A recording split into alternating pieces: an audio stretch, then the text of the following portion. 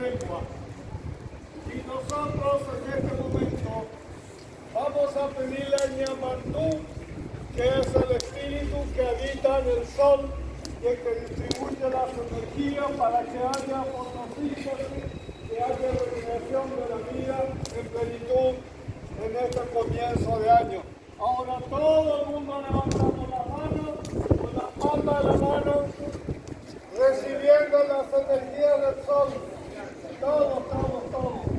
Recibiendo las energías del sol. Pidiendo a Ñamandú que nos brinde fortaleza, que la energía del sol purifique nuestra sangre y que nosotros podemos estar muy sanos, muy energizados, para que podamos concluir con nuestro año lectivo. Pero también con estas energías vamos a llevar a nuestros hogares la energía de luz para que papá y mamá y nuestros hermanos también reciban la energía del sol que nosotros estamos recibiendo en este momento. Pero con toda seriedad, acá no estamos jugando.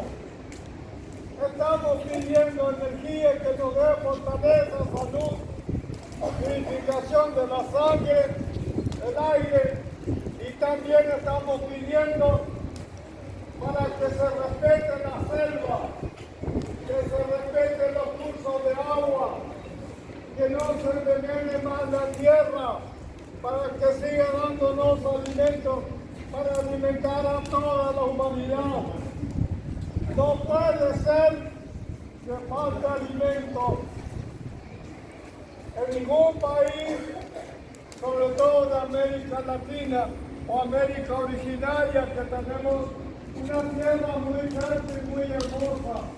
Uno tira un grano y cosecha frutos. Pero nosotros a partir de hoy comenzamos un nuevo ciclo de vida en la naturaleza.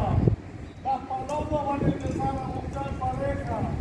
Todos los animales a partir de hoy van a empezar a construir sus nidos, porque se van a reproducir.